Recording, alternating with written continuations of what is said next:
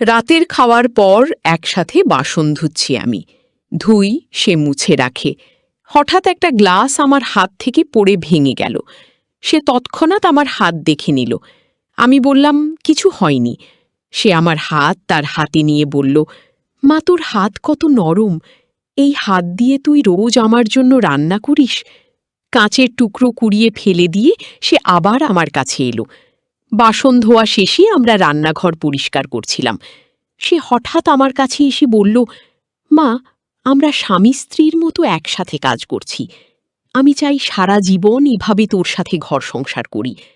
তুই আমাকে বিয়ে করবি? সিঙ্কের পানির আওয়াজ আর বাসনের ঠং ঠং শব্দের মধ্যে আমার হৃদয় দ্রুত স্পন্দিত হতে লাগল। এই গল্পটি সম্পূর্ণ শুনলে আপনাদের পানি অটোমেটিক বের হয়ে যাবে।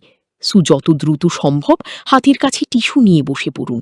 বিছানার চাদর যেন নষ্ট না হয় সেটা সম্পূর্ণ খেয়াল রাখার অনুরোধ জানিয়ে গল্পটি এখন শুরু করব।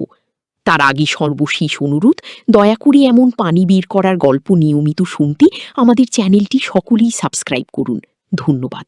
হ্যালো বন্ধুরা, আমার নাম মেহরুন্নিসা খান। আমার বয়স 44। কিন্তু এই গল্পের এখানেই শেষ নয়। আরও কিছু ঘটনা ঘটেছিল যেগুলো আমি আজ পর্যন্ত কাউকে বলিনি। সেই ঘটনার প্রায় 1 বছর পর একদিন আমি বাজার থেকে ফিরছিলাম। হঠাৎ রাস্তায় একটা দুর্ঘটনা দেখলাম। একটা মোটরসাইকেল একটা গাড়ির সাথে ধাক্কা খেয়েছি। মোটরসাইকেলের চালকটি রাস্তায় পড়ে রক্তাক্ত অবস্থায় ছিল। আমি দৌড়ে গিয়ে তার কাছে। করিমের স্ত্রী বলল, গত কয়েক মাস ধরে আমার স্বামীর আচরণ খুব অদ্ভুত হয়েছিল। সে স্বপ্নে কারো নাম নিয়ে কথা বলত। সেই নামটা ছিল মেহরুন।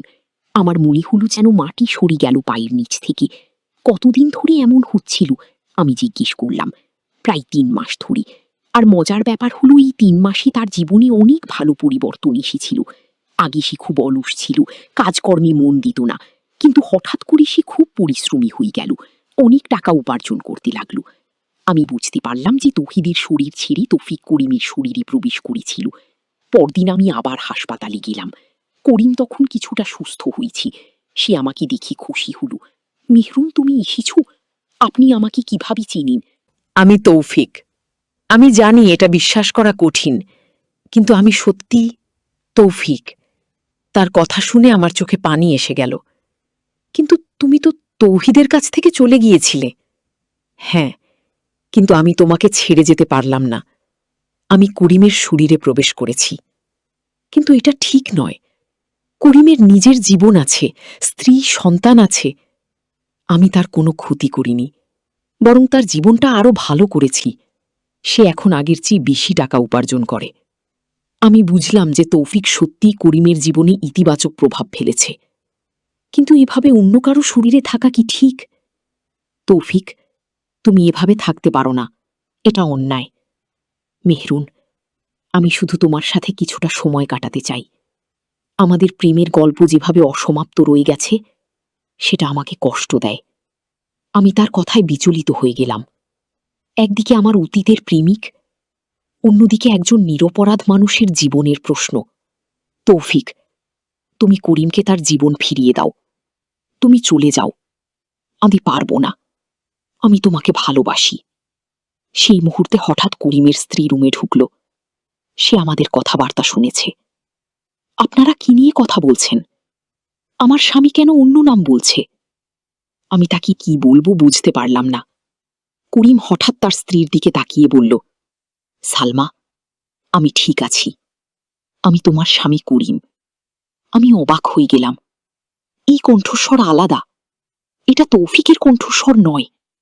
করিমের স্ত্রী খুশি হয়ে বলল, হ্যাঁ, এবার তো ঠিক আমার স্বামীর মতো কথা বলছো। আগে তো অন্যরকম কথা বলছিলে। আমি বুঝলাম যে করিম আবার নিজের শরীরে ফিরে এসেছে। তৌফিক আবার চলে গেছে। পরের দিনগুলোতে আমি করিমের অবস্থা দেখার জন্য হাসপাতালে যেতাম। সে সম্পূর্ণ স্বাভাবিক হয়ে গেছে। তার আর কোনো অদ্ভুত আচরণ নেই। করিমের স্ত্রী আমাকে বলল, আপনি আমাদের পরিবারের উপকার করেছেন। আমার স্বামী এখন সুস্থ হয়েছে। আমি তাকে কিছু টাকা দিয়ে সাহায্য করলাম। করিম সুস্থ হয়ে বাড়ি চলে গেল। কিন্তু তৌফিক, সে কোথায় গেল? কয়েকদিন পর আমি আবার সেই অদ্ভুত অনুভূতি পেতে শুরু করলাম। মনে হতো কেউ আমার চারপাশে আছে, কিন্তু দেখা যাচ্ছে না।